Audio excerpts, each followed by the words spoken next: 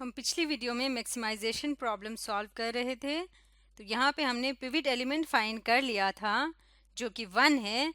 तो अब हम यहाँ से आगे इसको कंटिन्यू करते हैं। इस ऑगमेंटेड मैट्रिक्स के ऊपर हमने रो ऑपरेशंस करना है, यानी कि जो पिवट एलिमेंट है उसके ऊपर नीचे बाकी सारे नंबर्स को 0 बनाना है। तो इसके लिए रो ऑपरेशन करते हैं। यहाँ पे हम देखते हैं कि 3, 2 और -2 को 0 बनाना है। तो 3 को 0 बनाने के लिए हम क्या कर सकते हैं? हम कर सकते हैं R2 -3R1 और इससे चेंज किस में आएगा? R1 में चेंज R2 में चेंज आएगा। यानी कि हमने रो 1 को 3 से मल्टीप्लाई करना है, उसके बाद उसको रो 2 में से सब्ट्रैक्ट करना है। इसी तरह से इस 2 को 0 बनाने के लिए हमें क्या करना पड़ेगा? हम करेंगे रो 3 -2R1, R1 यानी रो 1 और चेंज किस में आएगा? ये एरो शो करता है कि किस में चेंज आएगा? R3 में चेंज आएगा। यानी कि R1 को हमने 2 से मल्टीप्लाई करना है रो 1 को, और रो 3 में से माइनस करना है। इसी तरह से लास्ट रो के लिए हम करेंगे R4। अब क्योंकि ये पहले ही माइनस साइन है तो हम करेंगे R4 + 2R1 और चेंज आएगा R4 में। अब इसको नेक्स्ट मैट्रिक्स फॉर्म में लिखते हैं। तो यहाँ से जब R1 तो एज इट इज आएगा, उसमें कोई भी चेंज नहीं है। तो सबसे पहले R1 लिखते हैं 1 0 1 0 0 0 40। ये हमारा R1 है। अब सबसे पहला ऑपरेशन है R2 -3R1। R1 को 3 से मल्टीप्लाई किया, 3 1 ज़ार 3, 3 -3 यहाँ पे क्या आएगा? 0 आ जाएगा। इसी तरह से 0 को किसी भी चीज़ से मल्टीप्लाई करें कोई फ़र्क नहीं पड़ता, 4 -0 4 ही आ जाएगा। और यहाँ पे 1 को 3 से जब मल्टीप्लाई किया, 3 1 ज़ार 3, 0 -3 क्या आ जाएगा? -3 आ जाएगा। यहाँ पे फिर ऊपर 0 है, इसलिए इस पर कोई फ़र्क नहीं पड़ेगा, ये एज इट इज़ आ जाएगा 0। और यहाँ पे भी 0, इसलिए ये एज इट इज़ आ जाएगा। अब यहाँ पे 40 को 3 से मल्टीप्लाई करेंगे तो आ जाएगा 120। 240 में से 120 को माइनस करेंगे तो पीछे बचेगा 120। इसी तरह नेक्स्ट ऑपरेशन है R3 -2R1। तो R3 में से 2R1 को माइनस करना, 2 1 ज़ार 2, 2 -2 आ जाएगा 0।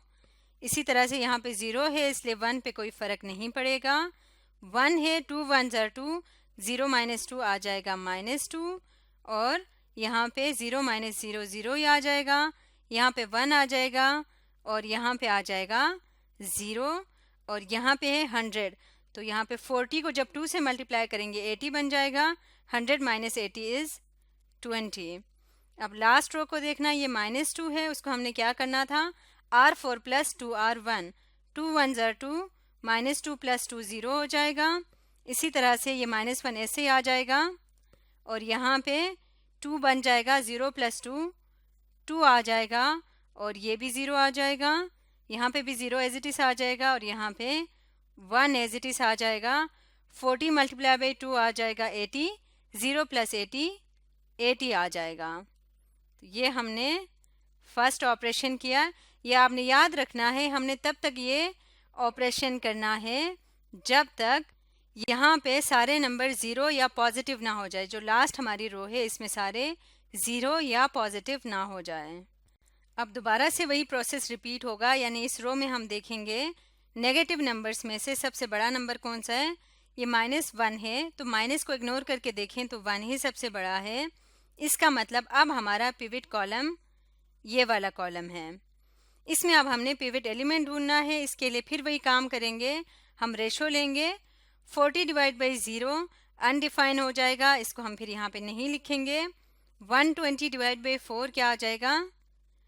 30 आ जाएगा। 20 / 120 आ जाएगा। और इस तरह से 30 और 20 में से सबसे छोटा नंबर 20 है, तो इसका मतलब ये हमारे पास पिवट एलिमेंट है। इस पिवट एलिमेंट के ऊपर नीचे हमने 0 बनाना है। इसके लिए अगेन रो ऑपरेशन करेंगे। यहाँ पे रो 1 में ऑलरेडी 0 है, तो इसको कुछ करने की ज़रूरत नहीं। 4 को 0 बनाना है जो कि रो 2 है, तो हम क्या करेंगे, R2 में से माइनस करेंगे 4R1 और चेंज किस में आएगा, R2 में। यहाँ पे भी R2 है। इसी तरह से इस 1 के नीचे -1 है जिसको 0 बनाना है, तो ये कैसे 0 होगा, R4 प्लस R3 करें तो चेंज किस में आएगा, R4 में आ जाएगा। अब इसको सॉल्व करते हैं, इसको स्क्रॉल करेंगे और यहाँ पे नेक्स्ट ऑगमेंटेड मैट्रिक्स बना देते हैं। First row as it is आ जाएगा 1 0 1 0 0 0 40। अब रो 2 में हमने चेंज करना है, किस तरह से करेंगे, R3 को 4 से मल्टीप्लाई करेंगे और R2 में से माइनस करेंगे। 0 से मल्टीप्लाई करेंगे कोई फ़र्क नहीं पड़ेगा, फर्स्ट एंट्री 0 ही आएगी। इसी तरह से नेक्स्ट क्या होगा, 1 को 4 से मल्टीप्लाई करें और 4 में से माइनस करें, 0 आ जाएगा।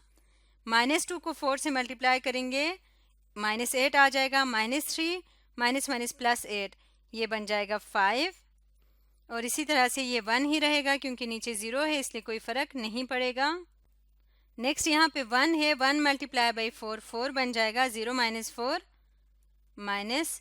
4 आ जाएगा और ये 0 है इसलिए यहाँ पे भी 0 ही आ जाएगा। 20 को 4 से मल्टीप्लाई करें 80 आ जाएगा। 120 - 80 क्या आ जाएगा, 40। तो यहाँ पे भी 40 लिख लेते हैं। थर्ड रो है 0 1 -2 0 1 0 और 20। अब फोर्थ रो देखें, -1 को हमने 1 बनाना है तो दोनों रोज को ऐड करना, ये 0 आ जाएगा।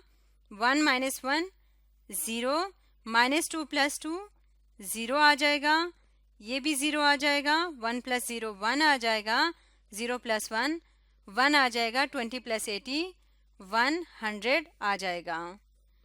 तो अब यहाँ से डॉटेड लाइन लगा देते हैं। अब यहाँ पे अगर हम नीचे वाली रो को देखें तो इसमें सारे नंबर या तो 0 हैं या पॉजिटिव हैं। तो जब ऐसी सिचुएशन आए इसका मतलब ये होता है कि प्रॉफिट मैक्सिमाइज हो चुका है। यहाँ पे ऊपर हम वो वेरिएबल्स लिख लेते हैं।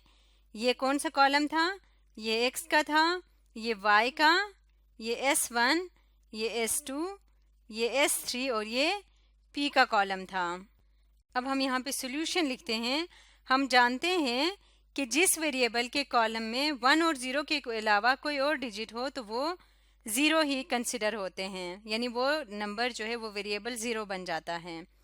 x को देखें तो x के नीचे है 1 0 0, इसका मतलब x की वैल्यू क्या होगी, x = 1 फर्स्ट रो में है तो इसका मतलब x की वैल्यू होगी 40। x है 40। इसी तरह से y की वैल्यू क्या होगी, y इस रो में है तो इसका मतलब y की वैल्यू है 20। सॉरी यहाँ पे लिखूंगी y = 20, y = 20। अब S1 को देखें तो S1 के नीचे नॉन ज़ीरो 0 और 1 के अलावा और भी डिफरेंट डिजिट्स हैं, तो इसका मतलब S1 की वैल्यू हम क्या कंसिडर करेंगे, S1 की वैल्यू 0 हो जाएगी। S2 की वैल्यू देखें तो ये आ जाएगा 0 1 0 0 है और 1 कौन सी रो में है, सेकेंड रो में है, तो S2 की वैल्यू है 40। S3 को देखें तो यहाँ पे भी -4 1 1 इस तरह से है, तो इसका मतलब S3 भी किसके इक्वल होगा, 0 के इक्वल होगा। और P को अगर हम देखें तो P की वैल्यू क्या है, 100। P = 100। यहाँ पे P किसको शो कर रहा है, P प्रॉफिट को शो कर रहा है जो कि 100 है। इसका मतलब x की वैल्यू जब 40 हो और y की वैल्यू 20 हो और S2 यानी स्लैक वेरिएबल 40 के इक्वल हो, उस वक्त प्रॉफिट मैक्सिमम होता है। और मैक्सिमम प्रॉफिट कितना है इस केस में, 100 है। इस मेथड को सिंप्लेक्स मेथड कहते हैं, जिसके ज़रिए से हमने ऑगमेंटेड मैट्रिक्स बना के प्रॉफिट की मैक्सिमम वैल्यू फाइंड कर ली।